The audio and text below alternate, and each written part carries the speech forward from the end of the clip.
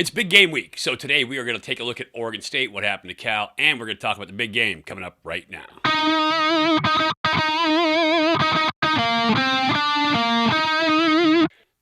Hey everybody, welcome to Bear Insider, Ultimate Insider Podcast. I'm Mike Pawlawski. Today, we are going to combine both of our podcasts we usually do during the week because it's big game week. A lot of stuff going on during the week. Obviously, big celebration, 40th year of the play. My partner, Joe Starkey, and I have been to a lot of events so far this week. And so we're going to combine both these podcasts into one. I'll be talking to head coach Justin Wilcox shortly. We'll be discussing last week's loss to Oregon State and this upcoming game against the Cardinal as well. I will break down the Cardinal, and we will talk about Oregon State. So let's start there. Game up in Corvallis. Coach Wilcox, I think, surmised it best when he said it was just bad football. And it was. Had a chance to watch the game film, watch what was going on offense, on defense, special teams. And this is the first game this year that I look at where I feel like the Bears just didn't have it. Defensively, early on, could not stop the run. They did a good job of slowing down that Oregon State offense, had them pinned, and then Oregon State gets that fourth and short play where Cal comes out, gives them a look, Oregon State calls timeout. They come back on, they reset with a different formation, so a new play, and they decide that they are going to take a shot. Cal is in cover zero. They are locked down man-to-man on the outside. Oregon State has a really fast receiver out there. And Jack Colletto is a former quarterback who can throw the ball, and he throws an absolute dime for the big play, 37 yards, I believe it was. And I believe early on that was kind of a backbreaker because from that point forward, Bears couldn't quite get it entirely together on defense. You top that off with a special teams punt return for touchdown. And that is two huge plays in the game, a fourth and short, a punt return. And one of the things I always say, came from Coach Snyder back when I played at Cal, is that when you go on the road, you need to bring three things. You need to bring your defense, you need to bring your discipline, and your special teams. And so right there, the defense and discipline on that fourth and short broke down. And then the special teams as well, not getting the coverage. Oregon State, credit to them, they played it extremely well. But that was, both of those plays combined just felt like big momentum swings in the game. And defensively, the Bears kind of rebounded a little bit. They were able to stay in it, but by that point, Oregon State had a commanding lead, and the offense was not getting anything done on the offense for Cal when they had the ball. So made it really difficult. Time of possession was different, I think, by 13 minutes in this game because Oregon State was able to pound the rock. Cal was 3 and out a lot, and Cal did not get a ton of offense. Their one touchdown came off of the defensive takeaway, Jeremiah Irby on the scoop and score. So that was huge. I think the injuries on Cal's defensive line showed up. They've been injured all year, but they've been finding a way to make it happen with duct tape and Bondo and kind of putting things together in different blitz packages and different pressures. And Jackson Sermon's been an absolute stud in the middle of the field. However, they just couldn't match up with that offensive front for Oregon State. Jim Halchek, we talked about, offensive line coach up there, former Cal coach, is one of the best, if not the best, offensive line coach in the country right now in college football. And so Oregon State just got it done up front. Cal couldn't match. They didn't have the personnel left to match. All of their dudes, I think five of what would be their starting 6 guys, a rotation of 6 guys, are out, are injured. Or maybe 5 of their starting 7 are out and injured. And so that's tough. And then the secondary, also tough in that you are missing several starters in the secondary as well. And so it makes it tough on defense to get it done. Offensively, it comes back to the offensive line again. Jack Plummer did not have time all night long to throw the football, never got to be comfortable back there in the pocket. They were ineffective running the football. Their blocking schemes, as I watched them on film, were absolutely confusing to me because I don't understand what they were trying to do. And if I don't understand what they're trying to do, then you know that you are in trouble. Rather than max protect all night, Bears ran a bunch of scat protection, getting the back out of the backfield. Oregon State was bringing different blitzes, different pressures, different dogs. And Jack didn't always throw his hot when he had hots. The hots weren't always set up properly. and rather than max protect and keep guys in the box to pick up pressure and let your receivers on the outside win their one-on-ones, Bears decided to scat protect, leave 5 on 6 or 7, so there's a free hitter coming. And that is a problem for a quarterback. Plus, then you knew going in that Oregon State's defense was really good. They were number 1 in the Pac-12 in terms of defense, 24 in the country, very good against the run, top 4 in the top 4 defensive categories. And so Bears were just ineffective on offense versus that vaunted Oregon State defense. And play calling as a part of it, mirrored routes, leaving your tackles back there on an island, got them in trouble. Not taking advantage of some of the college rules for play calling got them in trouble. And obviously, there was a big turnover this week in terms of staff at Cal. I like Angus. I like Billy. I think they're both good coaches in their own right, but they didn't have the chemistry here, not this year. The offense wasn't getting it done. And so football is a performance-based deal at the college level, and you need to perform or you're out, whether you're a player or a coach. And the fact that Billy and Angus were let go, obviously based on performance, but it also sends a message there's a standard that players have to live up to as well. All that said, had a chance to talk to Coach Justin Wilcox during the week, and we'll hit that interview right now. Well, joining us now, head coach Justin Wilcox. And coach, obviously, you got a chance to look at the film. A game disappointing, I think, for all. Give me your opinion on the game now that you've seen it in retrospect. Yeah. Defensively started slow. They had maybe 2 or 3 fourth down conversions early in the game. We were kind of playing in our end zone, or our half of the field, which wasn't great. And they put the ball in the end zone twice early. Then we kind of settled in a little bit and played better. And then again in the second half, whether it was missed tackles, some missed opportunities, the ball's on the ground, the pass defense, and some one-on-ones was not great. And so just overall wasn't good enough on defense. Had a few stretches where we kind of settled and played all right, but overall not quite good enough. Offensively struggled. We just couldn't get into much rhythm. We started the game very slowly. We had, 6 out of the first 12 or 13 plays were, negative plays or penalties or a drop or something like that. So started slowly, just didn't get enough done. Had a couple drives that we put together, got down inside the 10-yard line one time, and then we had a penalty that backed us up. So not good enough there. And then the special teams, the punt return touchdown was a big one. We were punting from deep in our own territory and hit a decent, not a great punt, and then didn't leverage the ball and scored. So that was really a tough one, because if we would have just played a little better there on the punt, got a stop on defense, maybe a score, and then go into halftime, it's a different feel. So just overall not good enough football. And it's one of those things when you go on the road that, you always say you got to bring your defense, you got to bring your discipline, you got to bring your special teams, right? Those 3 things super important on the road. And early on, Oregon State seemed to take advantage in a couple of those phases. Yeah. Again, the first drive, I think, was two fourth downs. So we had some third down stops, but again, where they were on the field, they're going to go for it on fourth down. So it was either 2 or 3 early in the game. I can't remember now, but and then they converted and then scored it. And then, the second one, we threw an interception on our first play of our second offensive series. And then they start with the ball there. We gave up a couple plays and then they score again. So put yourselves in a hole really quickly. And then defense settled in, got some stops, and then we gave up the punt return touchdown. So now it's 21. And later on in the game, made a nice play on a short yardage, got a stop and a scoop and score, which was great, but really never capitalized after that. Yeah, and one of those things we talk about discipline, Jack Coletto is what he is when he comes in the game. Mm-hmm. They short yardage, he's their guy, he can run it, he can throw it, he can do all that stuff. And it's really hard to stay disciplined as a defensive player, I imagine, right? You're thinking short yardage, they're trying to get a yard. This guy's known as the jackhammer.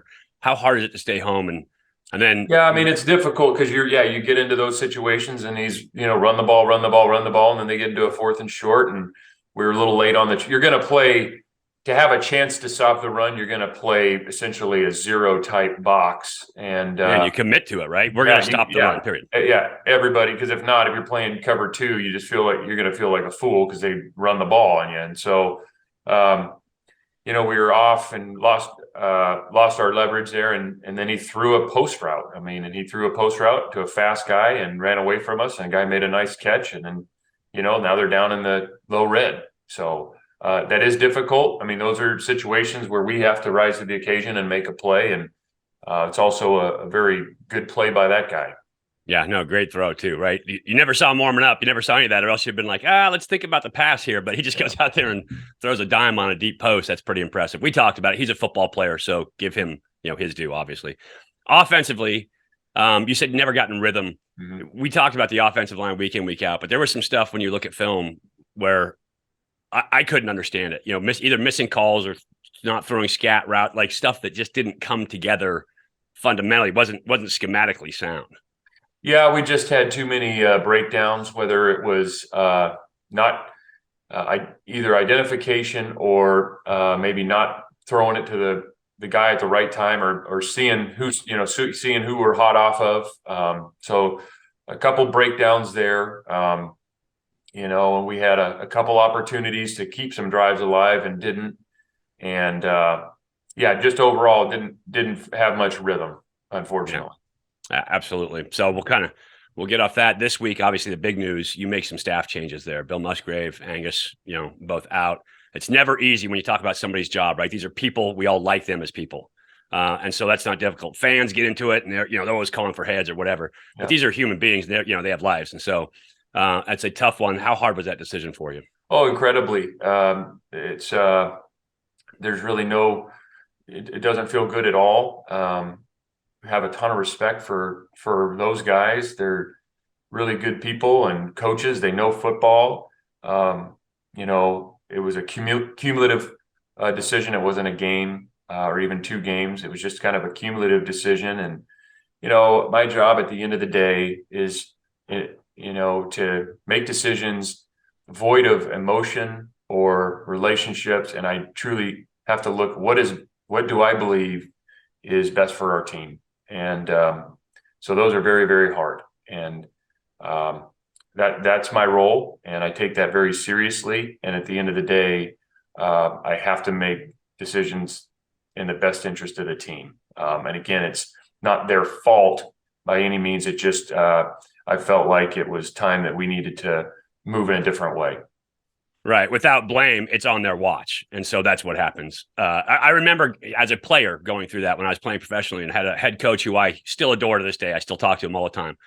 And I was trying to negotiate coming back. We just won the championship and our GM did not want to part with any dollars. And I'm like, just trade me, just move me, do something.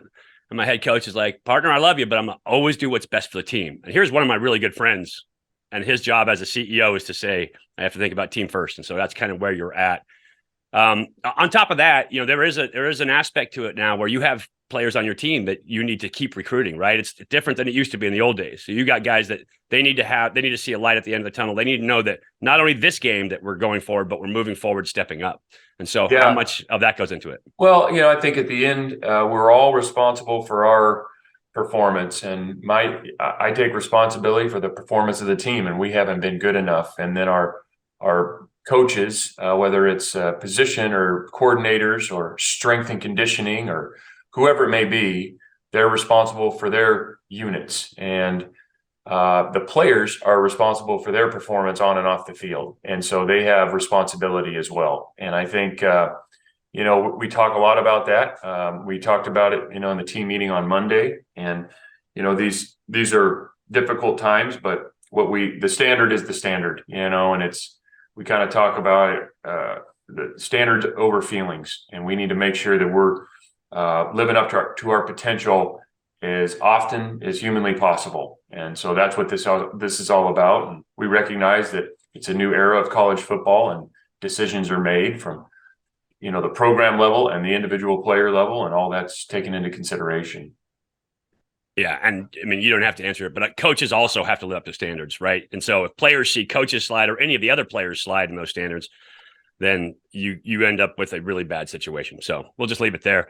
But going forward this week, so all that we'll say, who is calling plays? What are the responsibilities on the staff? Yeah, so offensive line, Mike Siffel, who's done a fantastic job for us here, will step into that role with support off the field from Coach Greatwood, who's been here. Kenny, who's been working with us and as an analyst, is going to help support us in organizing some QB meetings. Chris is going to kind of organize the big picture of things, but it's a very, to be honest with you, Mike, it's a real collaborative environment. From Jeep, obviously, but Aristotle Thompson and Burl Toller and Mike and all of us are sitting in. There's a lot of guys in the room right now who are Burl. Like I said, we're sitting in there talking about third downs and really eager to do what we can do to support our team. So we've kind of spread it out a little bit. It'll be a collaborative effort, and it'll be the same during the game. And we're going to structure the game plan in a way that essentially it'll be prepared beforehand, and there'll be some decisions to make in game, but in a way that any one of us could make decisions during the game. Yeah, and best coaching staffs are collaborative too, right? That's why you have an entire staff. If you can't see everything on every play, so you have to have guys with eyes on that are telling you what they're seeing and how they're contributing anyway. So if you're calling plays and you're not collaborative, then there's something else going on there as well. So that's a big deal. So now, Coach obviously rightfully upset about that game last week and made the moves in terms of personnel, in terms of Angus and Billy. And Bears have to move on now. They will get together and, as a joint effort on that offensive side of the ball, call plays with Justin Wilcox's input as well on the offensive side of the ball. So we will see what they can do as a group of coaches together calling plays. This week versus Stanford, let's talk about the Cardinal a little bit. They have been struggling as well, offensively and defensively. They are having a hard time. They are allowing 32.4 points per game, as opposed to Cal coming in at 27.9, so almost 28 points per game. Their total defense, 436.5 per game, and their rushing defense really poor at 222 a game. So they are giving up some points on defense. Meanwhile, on offense, also not very good. They are averaging 21 points a game on offense, which puts them about 2 points behind Cal in terms of what they're doing scoring-wise. Last 5 games, their highest point total, which was versus Notre Dame, is 16 points. Over the last 3 games, they have allowed 132 points. So they've won 2 of their last 5 games, which is interesting because they beat Notre Dame 16-14, and they beat Arizona State 15-14 with 5 field goals. But their offensive output has been poor. They gave up 38 to UCLA. They gave up 52 to Washington State, and they gave up 42 to Utah. And so this is not a battle of 2 offensive titans coming into this game, to say the least. It is Stanford doing what they did. They changed their offense this year. They went to a slow mesh look. Wake Forest has been running that for the last couple of years. It looks very awkward, like the quarterback is indecisive. But the point is that the quarterback is going to stick that ball in. He's going to ride that running back for as long as possible. And you have to decide as a defense, am I going to come up and tackle the run right now, commit to the run, in which case the quarterback can RPO you and throw that ball behind you where the linebacker has left, or I'm going to stay back and play the pass, in which case that quarterback can finally allow the running back to take off with that ball, and he gets, automatically you're giving up 4 or 5 yards in that design. Now, the key is if your defensive line can get home, that slow mesh is pointless, because if you get penetration, if you get to the ball, if you get to that mesh, or create levels in that backfield where that mesh is happening, it makes it way tougher to be effective offensively. And so obviously Stanford has not had great success with it. They ran the ball well early, but they have had injuries at their running back position this year. Starting, not just injuries, starting Pete and Jones, their 2 main running backs coming into the season, both transferred out. Then they lose Casey Filkins, who was a running back for them as well. And they have just moved down the list of running backs. They have now asked a safety to move over, who was recruited as a safety, He was a good high school running back, was not recruited as a running back to play running back for them in this game. And so they are going to be starting at that safety position. It's going to be Mitch Lieber, and he was recruited to play safety for Stanford. So we will see him back there at the running back position. Tanner McKee, very talented quarterback. People picture him as the NFL prototype quarterback. He is big, 6'6". He can throw the ball. He's got a decent release, but he has not been great. His last 5 games, he has 1 touchdown pass. If the Cardinals are unable to run the football, their passing game, play action stuff off of it is also trouble as well. And so he has not been great in this offense. He's 60% passer on the year, 11 touchdowns, but 7 interceptions as well. So they're struggling on offense, easiest way to say it. And defensively, over the last couple of games, they have had some major injuries as well. So lost 4 guys in one game versus Washington State right away. And ended up getting smoked 52 to, I believe, 14 in that game. But they have been struggling both sides of the ball. So trying to get it together. David Shaw, who started off averaging over 10 wins a season, I think for his first 6 seasons, has not had a winning season in 4 years. So this year also will not have a winning season. Cardinal Bears trying to figure out what's going to happen in this one. Like I said, not an offensive titan. I think the Bears defense gives them an edge in this one. I think some of the injuries to Stanford's defense also is helpful to Cal. I'm not sure exactly how the matchup goes. Defensively, Stanford has some dudes. Caillou Blue Kelly is very good as a corner. He's an NFL prototype guy out there. He's a very good football player for them as well.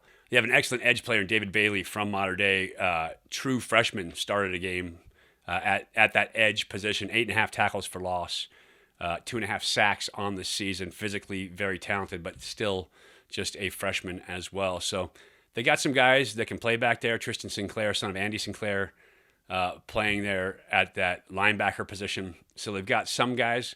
But they are dinged up on that in that secondary as well. So we will see coming up. Right now, we'll hear from Justin Wilcox on Stanford and listen to Coach's thoughts. It's big game week. There's a ton going on within the program, but now there's a ton going on outside of the program as well. How do you manage that coming into this week?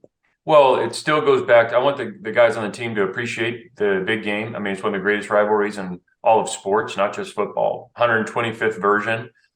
So we want them to appreciate that and recognize the importance to the folks, not only them, but outside of the building, the university and the fans and the student body. And that's a good thing.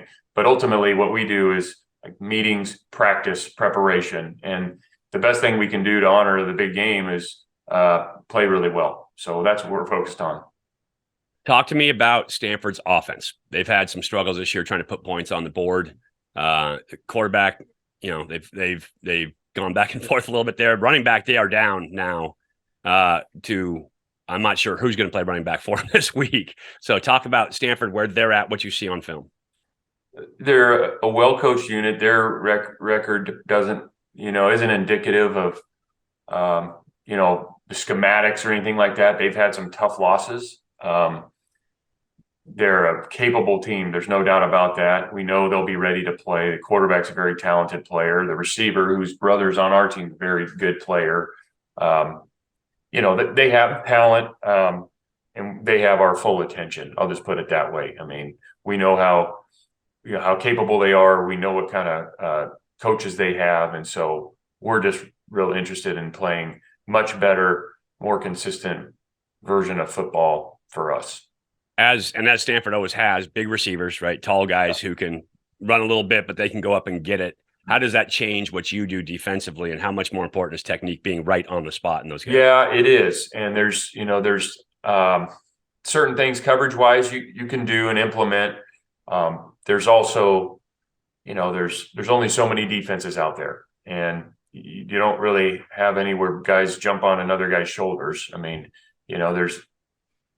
our defensive backs are not going to get taller between now and Saturday. So we got to utilize great technique. We have to change some leverage from time to time and move the stress around within the defense. Cause again, it's not like they just run one play. So We recognize that, and they have size and height, and we're going to have to do a great job technically to play really well.